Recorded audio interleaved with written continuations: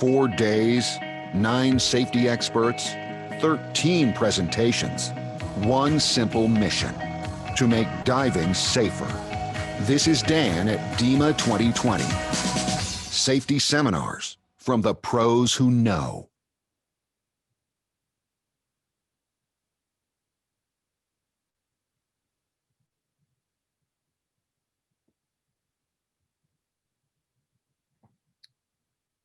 All right, good afternoon and welcome everybody. We've reached the final presentation of DEMA 2020.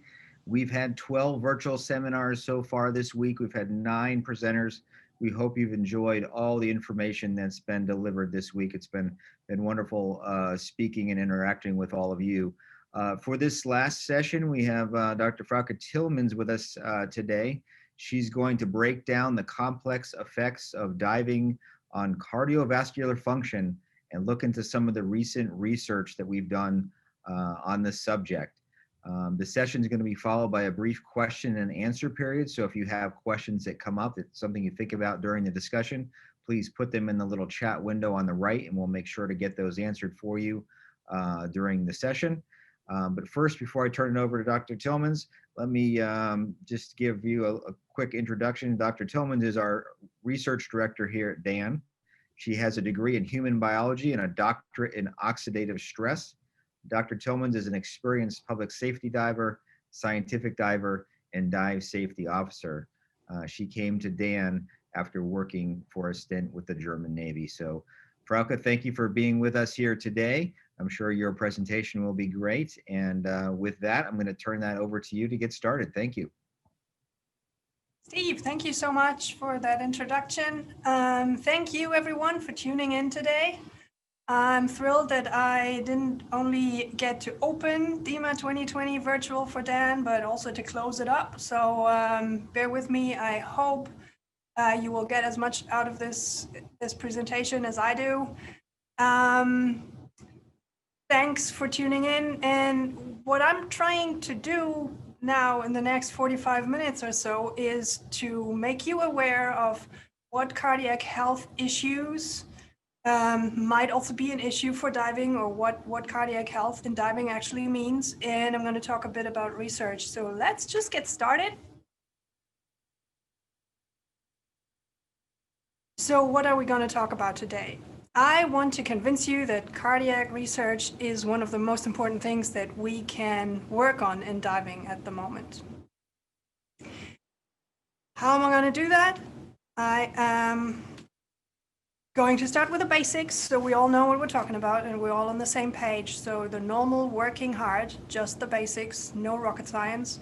Then we're going to go into more information on the diving heart, which I still consider kind of basic for a diver. So everything I'm going to talk about there shouldn't be completely new, but maybe some of you might be surprised. Then we're going into something a bit more advanced. And when I say a bit more advanced, this is something that we could easily talk years about, or at least a week with detailed seminars. And I have selected particular diseases and abnormalities that I think will help you understand why this is such an important topic. And I'm trying to make them as easily understandable as possible.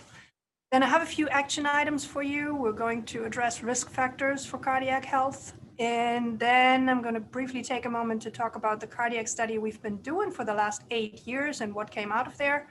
And then what we're doing now, 2020, moving forward, if COVID lets us do what we want to do.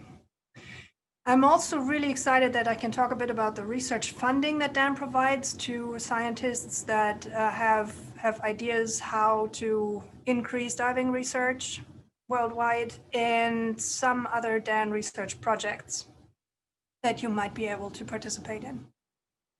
So now, why cardiac research? This is really easy.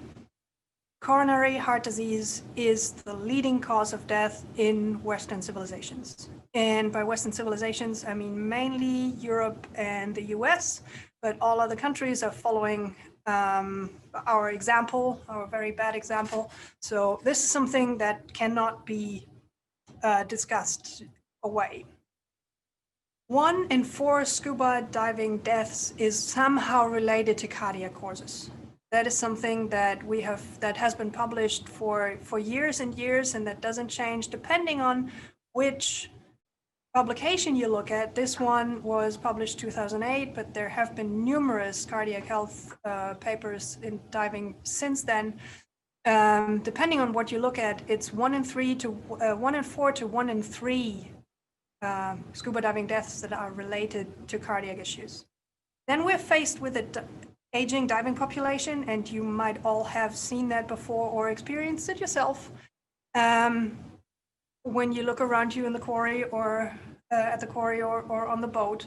So just 20 years ago, the average diver that died of that had a fatal incident while diving was in his late 40s. We're now in the mid 50s, and we have more and more involvement of cardiac issues in these.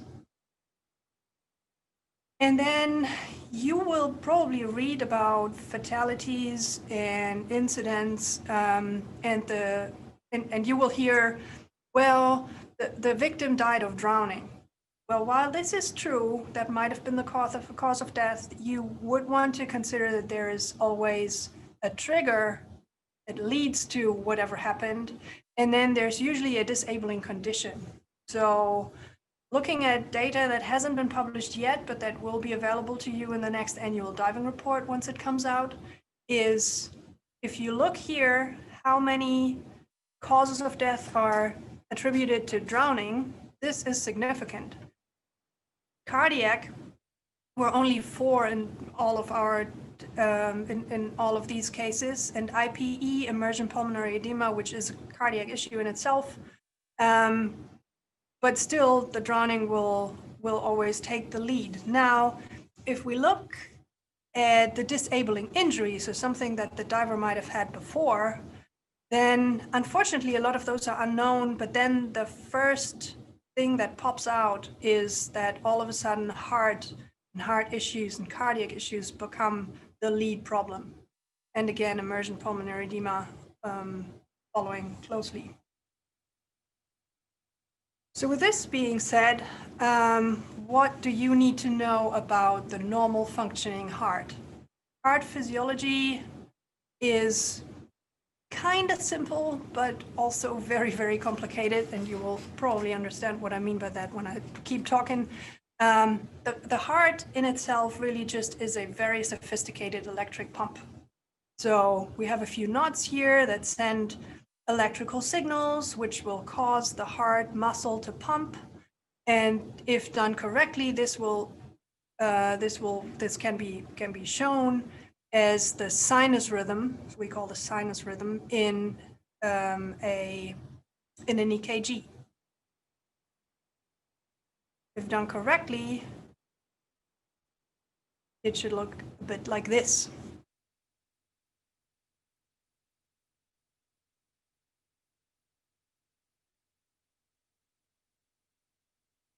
If we look at why we have this pump, well, the main reason is that we want circulation to happen, so transporting of blood, and the blood will transport oxygen, nutrients, and a number of waste products that can then get to the lungs or the kidneys and get recycled or get rid of.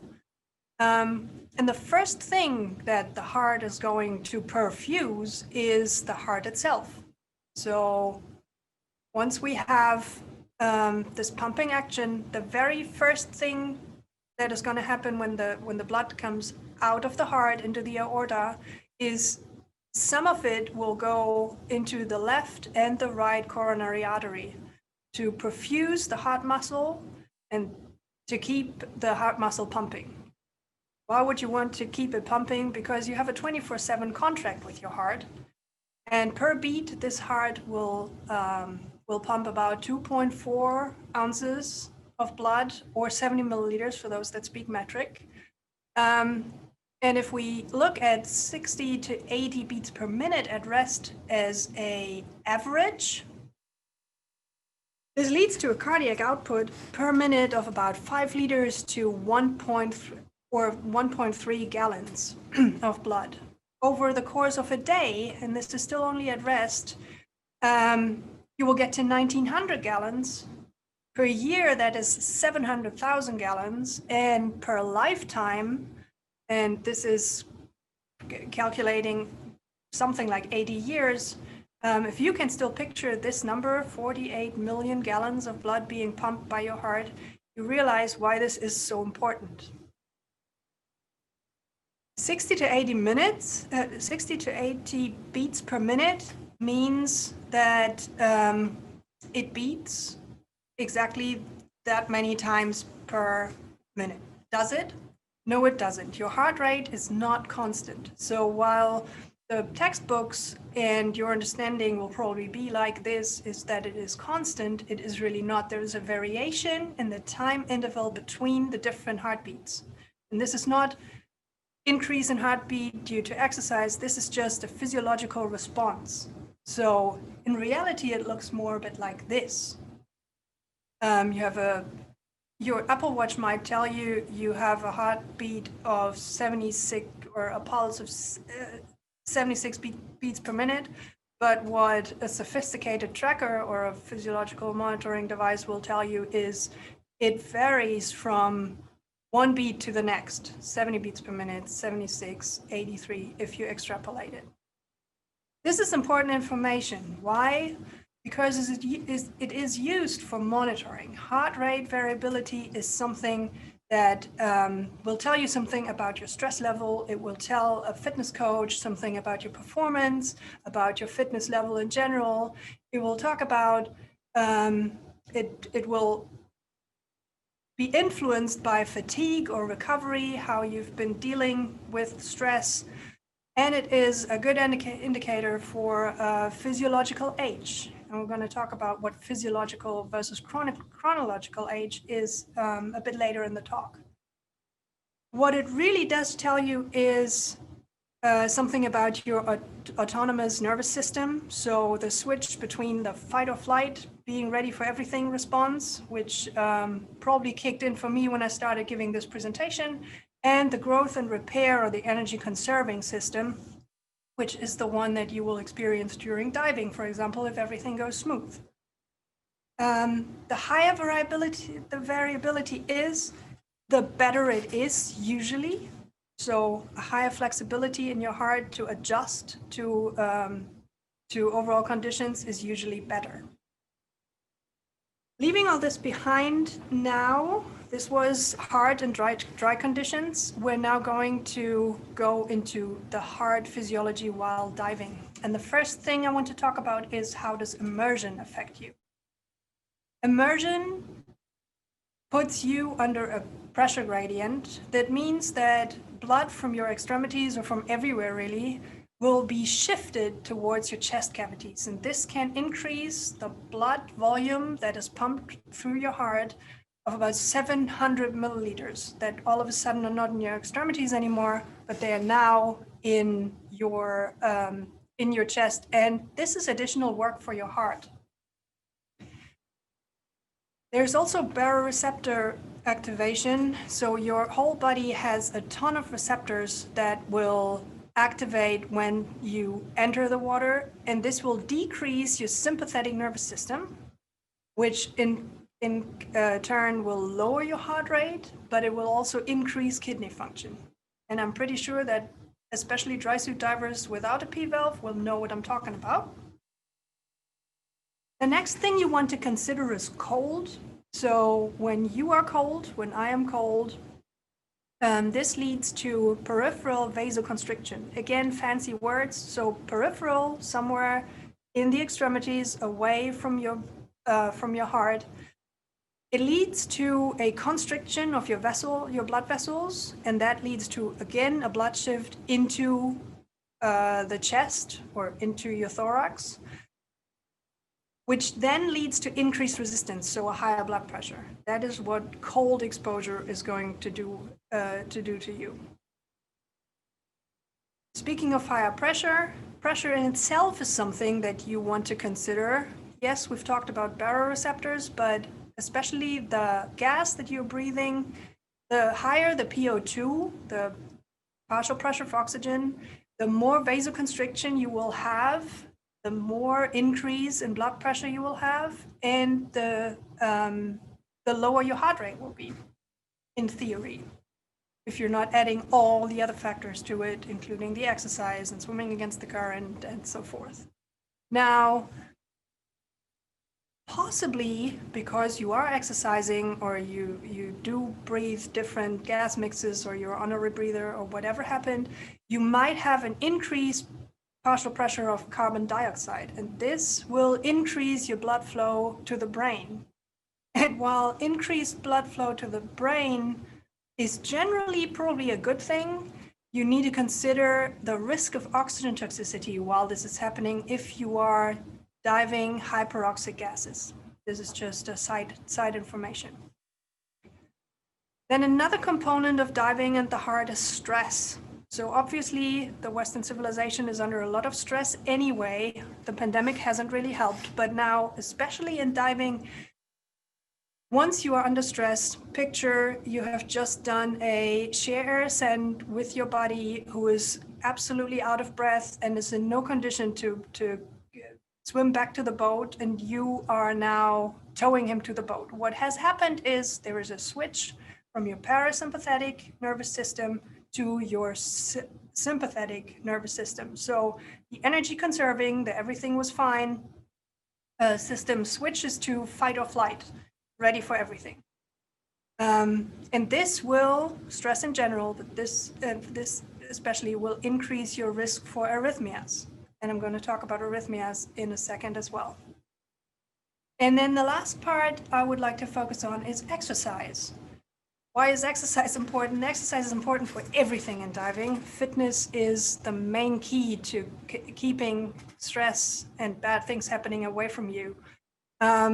Factors for this is very individual. It has to do with your own capacity, with what you're happy with what you can do, what your capabilities are, but it also to do with the dive conditions and the tasks you're loading on yourself.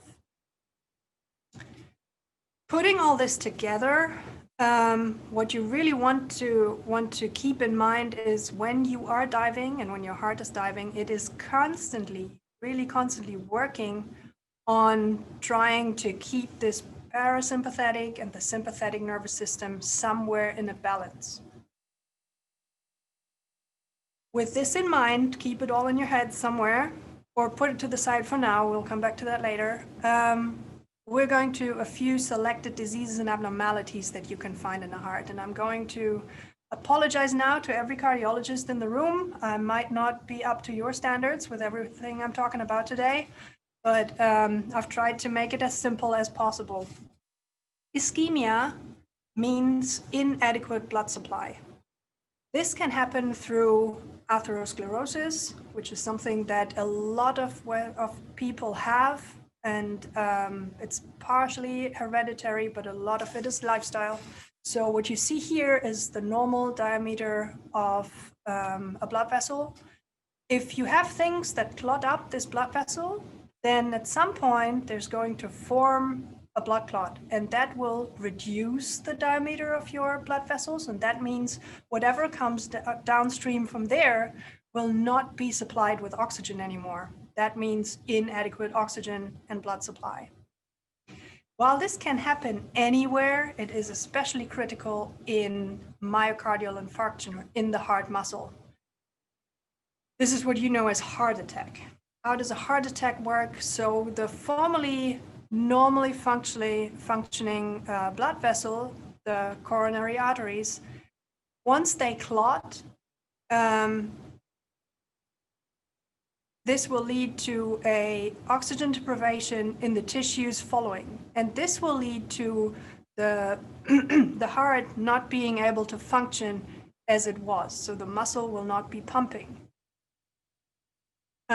You have all heard about myocardial infarction symptoms. So the chest discomfort that patients are feeling when they have a heart attack.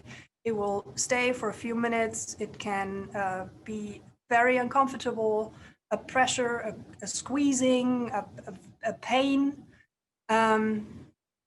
Discomfort in other areas in the upper body are reported. So in the neck, the jaw, the back, the arms, not only the left, shortness of breath. You might be breaking out into cold sweat. You might feel nausea or lightheadedness. All of these are signs for a cardiac event or a myocardial infarction. And the response to this is, if you witness it or if you experience it yourself, you want to call 911.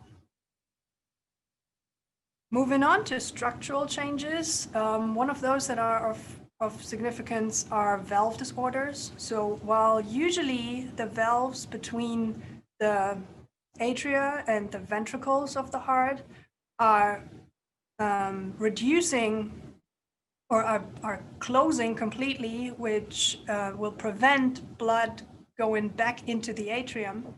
If this is malfunctioning, blood can go back into the atrium, and this is, if nothing else, a very ineffective way to pump blood. Another thing would be left ventricular hypertrophy or cardiomegaly, and these are again very fancy words, so let me walk you through it. Left side ventricular, so it's the ventricle here, this chamber of the heart. Hypertrophy really only means a thickening of the wall. So we have this one here would be left ventricular hypertrophy. Altogether, this can also become a cardiomegaly, which means the whole heart is enlarged. And cardiomegaly is not so much a disease in itself; it is something that will tell you that there is an underlying condition in your heart, and you should really start taking care of it. This can be measured with ultrasound, and I'm going to show you how that works a bit later. And then a big part of the things that can go wrong in a heart are arrhythmias. So the normal heartbeat, the normal sinus rhythm might be interrupted or irregular. That is what arrhythmias mean. There might be extrasystoles, which means on top of the normal sinus rhythm, you might have additional beats. So if you follow this here, you have one heartbeat, another one, and then all of a sudden your heart might send out another electrical signal, and you will have a disturbance in here. Those are usually not critical if they are far in between, but they're certainly something to be aware of. Atrial fibrillation, which would mean that the atria are the knots in the atria or the electrical system in the atrium is firing uncontrolled or not as controlled as they are, or cardiac arrest, and that is probably the most critical. I guess you will agree. So moving from a normal sinus rhythm into uncontrolled electrical activity into very little and no activity, which in essence will mean that there is a lot of electrical activity but no heart function, so no pumping. Why am I showing you all of these? So all of those, ischemia, structural changes, arrhythmias, all of those are ways of the heart to cope with something that has gone wrong. So if you have an ischemic attack, so if your heart doesn't work, all of those are a sign that your heart is not working as effectively as it should.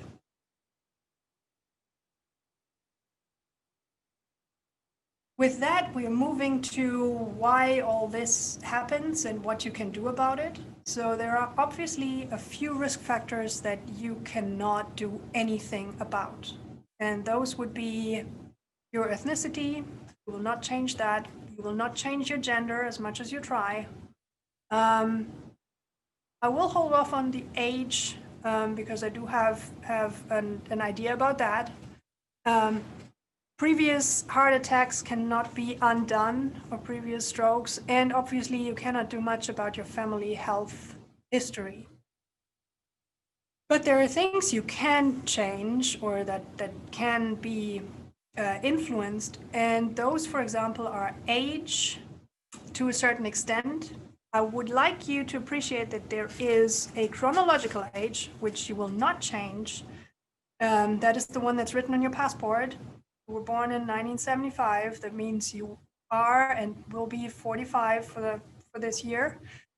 But your physiological age can change with exercise and with taking good care of your body.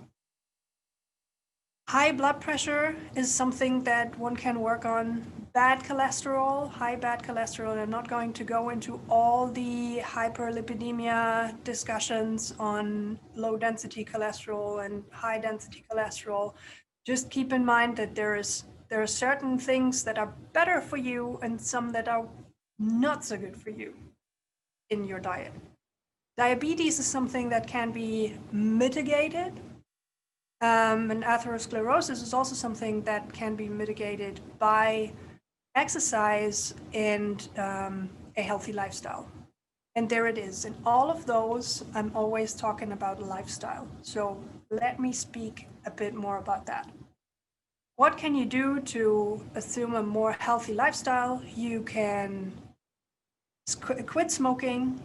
You can reduce or quit alcohol consumption. You can go on a healthier diet. Some people don't know what that is. Ideally, what you really want to cut out is sugars and sodium. That is important. This will also help with the obesity or overweight you might be experiencing then again will help you getting physically more active. And that is really the bad thing here, that most people are just too inactive and are not exercising adequately. Well, what is adequate exercise? That is a question that would come up anyway, so I'm going to take it out here right now. There are different ways to look at exercise, and one would be if you have a laboratory, an exercise laboratory, or a physician that will work with you, or a physiologist that will work with you, and they can determine your VO2 max. That is your maximum oxygen uptake per minute per kilogram in milliliters. This sounds really complicated, and I'm telling you it is. So this is nothing you can do at home. What you can do at home is you can look at your METs, METs, metabolic equivalents. And what is a metabolic equivalent? It's basically if you take this VO2 max that you don't know for yourself, but if you take 3.5 milliliters of oxygen per minute per kilogram, that relates to 1 MET, and that is the energy or the oxygen you need when you're sitting on the couch watching TV. So at rest, not doing anything. The more you move and the more you do and the more activity you show, the higher are these METs. And while it would be really hideous to start measuring oxygen uptake again, you can just go with these type of tables. I'm happy to, this is probably not very, very good to see for you, but I am happy to provide the slides after this talk if you want to. So you will see that this list is distinguishing between light exercise, moderate exercise, and vigorous exercise. And light exercise is anything under 3 METs. Moderate is 3 to 6, and anything over 6 is going to be vigorous exercise. While you should be able to get to something like 11, 12, 13 METs for a short period of time, it is recommended that you meet this moderate exercise, that you can maintain that for 30 to 40 minutes in one go. Another thing that you could look at is your submaximal exercise test, which means you need your maximum heart rate. This is nothing you want to do alone and by yourself. Again, you would want to consult a physician or a fitness coach for this, but you will need your maximum heart rate for that.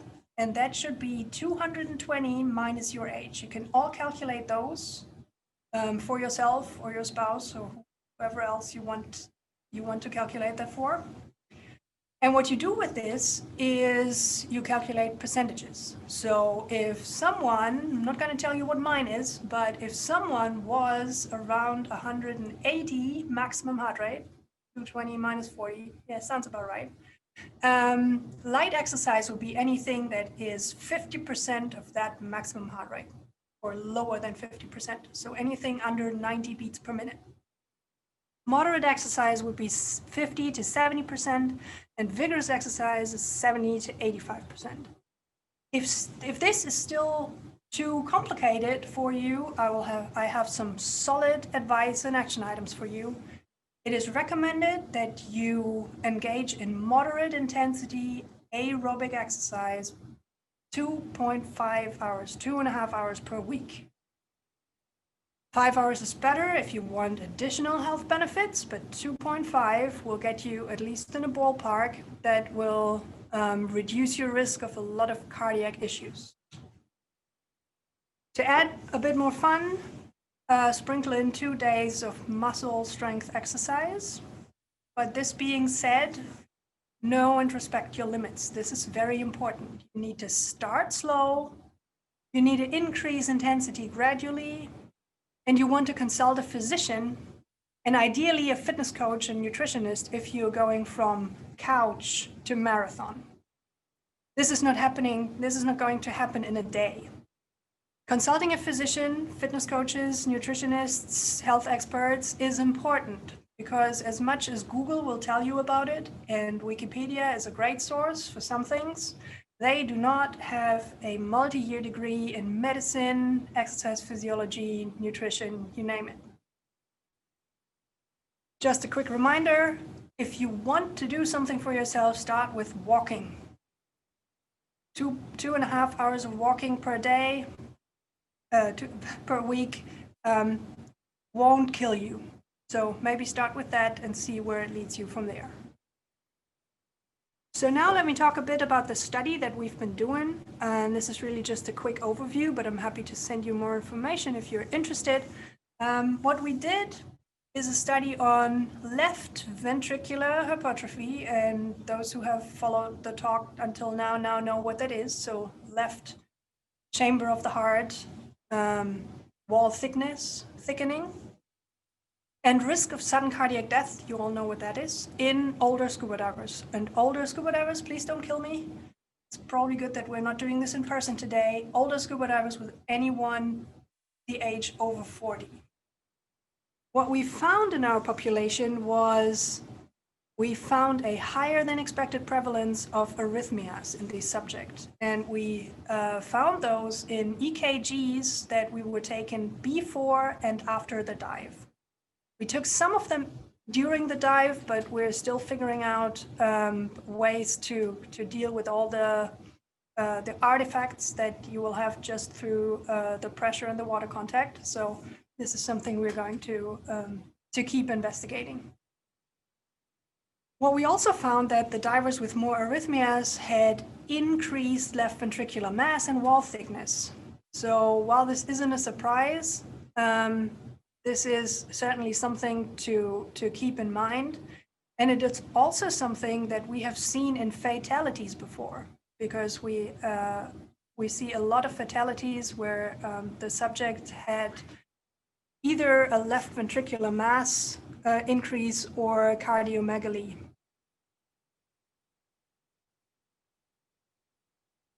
We could attribute some of that to age and lifestyle, mostly alcohol and nutrition, but a lot of it was really the personal fitness.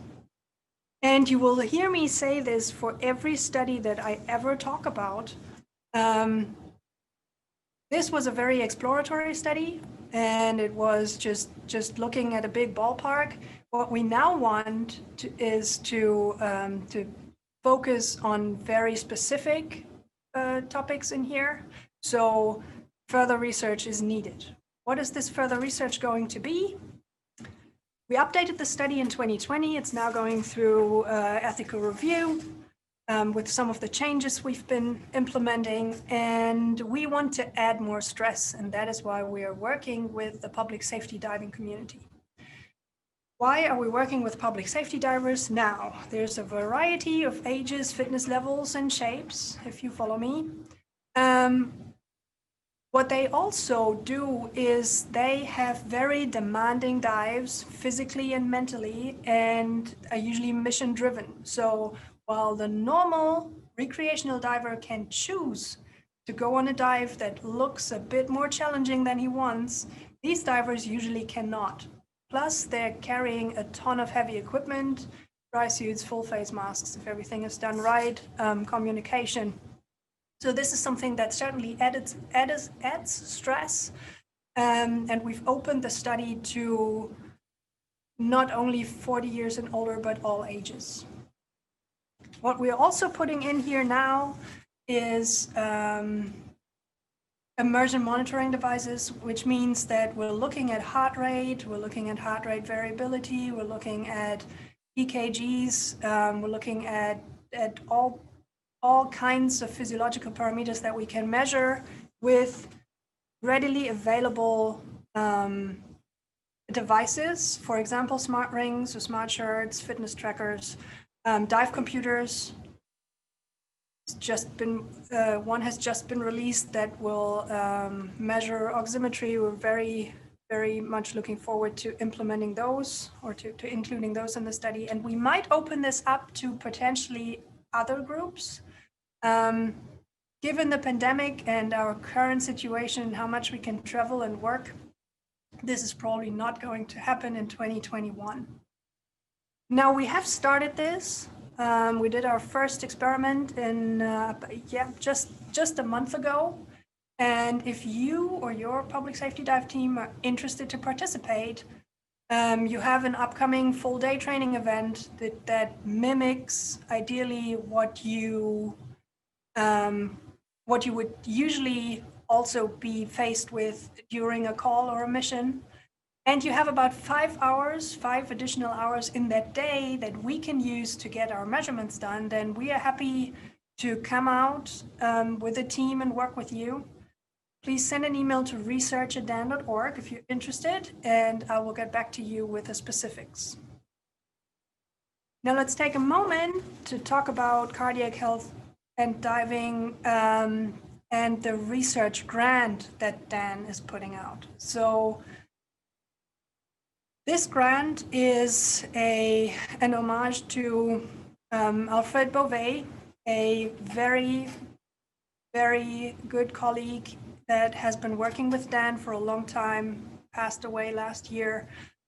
His main subject was cardiology, and we're accepting proposals for anything that is connected to cardiac health and diving, or that can prevent cardiac incidents while diving, or that will shed more light on cardiac problems that arise while diving. The application deadline is April 15th. If you want information, again, email me at research@dan.org. It is, we award $50,000 per year, and this grant is going to be awarded over the next 5 years, which means you could also apply for a multi-year grant, which then would give you $50,000 in the first and $50,000 in the second year, but we are taking anything from 1 to 5 year proposals. For eligibility criteria and the proposal guidelines, please email me. What other projects do we have? We have the COVID study that if you were here at between 1 and 2 p.m. today, you've heard all about. So if you are recovering from COVID-19, if you had the infection, if you were tested positive, or if you had all the symptoms and are not quite sure if you had it and never have been tested, please still consider signing up. It's a 15 to 20 minute survey, and we will follow up with you after that. A caustic cocktail survey, if you ever had one, rebreather divers out there, if you ever had a real caustic cocktail, or if one of your buddies had one, we would like to hear about your experiences and what you did and how bad or how well it went for you. We have a few other projects that focus around injury monitoring. We have the largest incident database, diving incident database worldwide. We do fatality surveillance. This is something that we do actively. So we screen media and try to figure out what is happening and why are fatalities happening. You can read all about that in the annual diving report. And if you have had an incident, a near miss, something that you think the diving community can learn from, please consider emailing that to us or find our diving incident reporting system on the Dan Research website.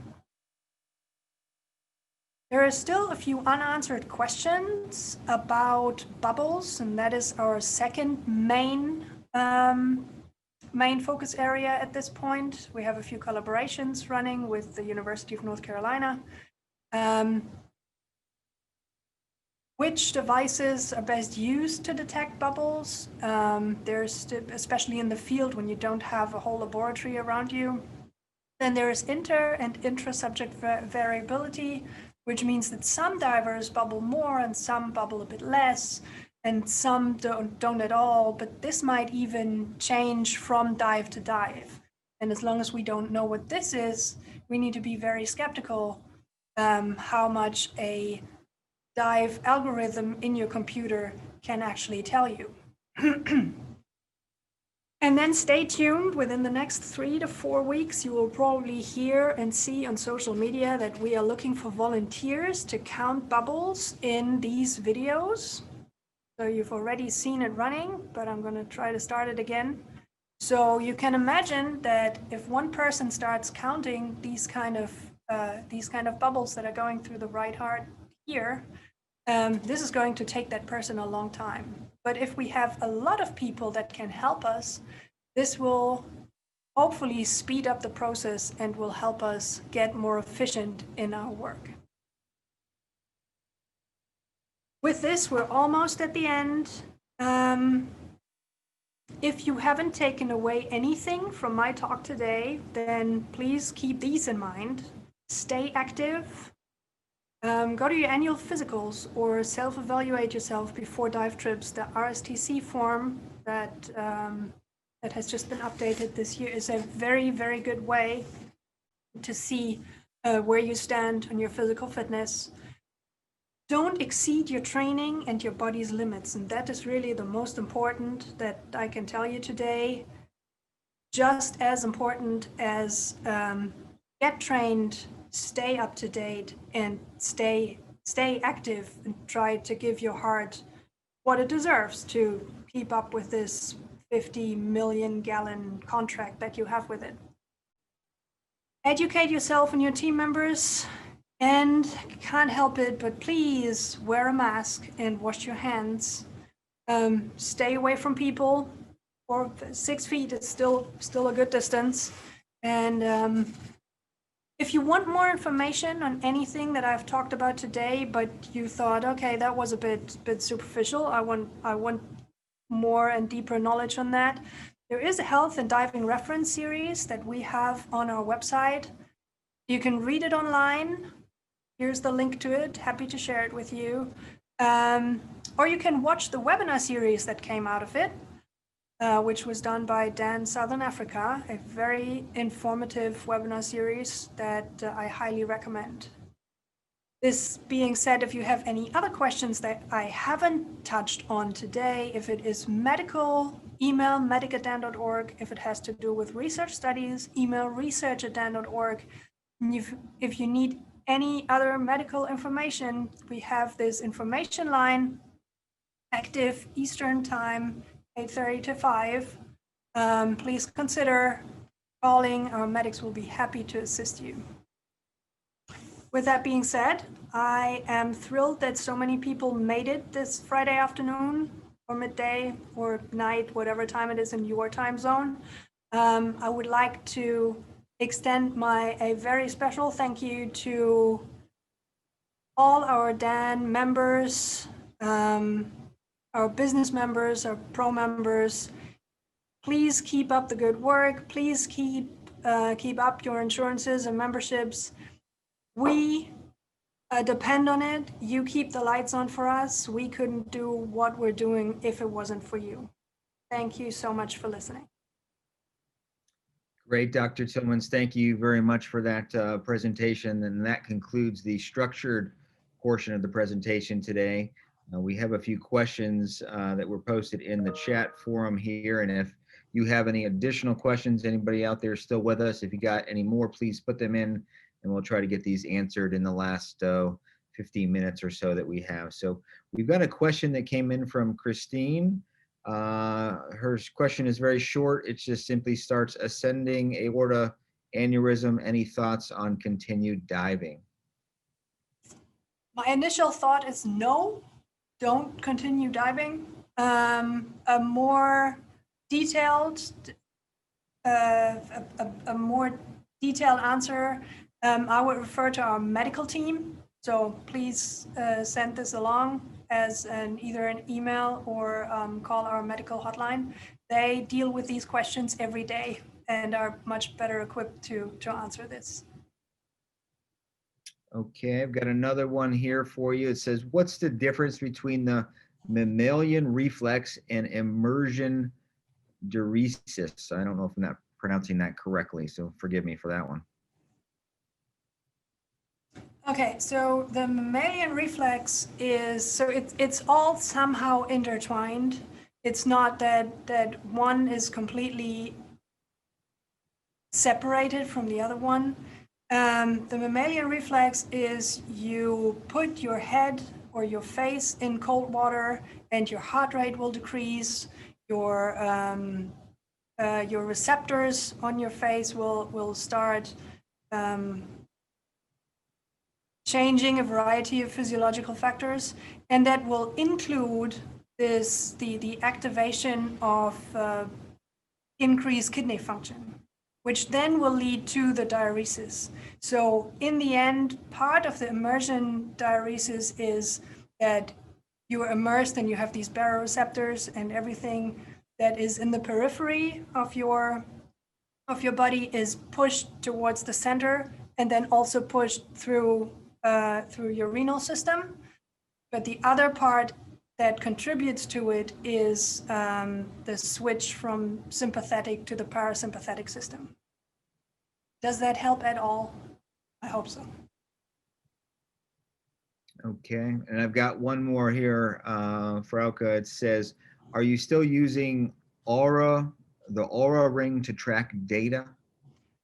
We are trying to. So our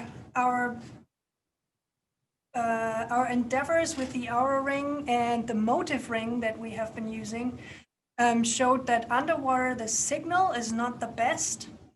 What it also is that Aura has the company itself has a very strict limitation on what data it is willing to share, because we do not have access to the full data set. It really didn't make much. We wanted it for heart rate variability, which is only measured at night, or only the information you can see through the app is only shared with you after a night's sleep, which is not what we're doing when we're in the water. So while I'm sure that the information we would like is in there somewhere, we have not been successful in extracting it yet, or to find a way to communicate with the manufacturer to actually get the data that we would like. Okay, great. We have one more that just came in over a direct message here. The question is, are there any studies on diving after STEM, it looks like? I have done 10 dives since single 2008 event. STEMI, it looks like. Again, a fantastic question that I would like to directly transfer to the medical team that are the experts in all of this. With any heart condition, any heart surgery, any heart issue that you might have had, the answer is always an individual one.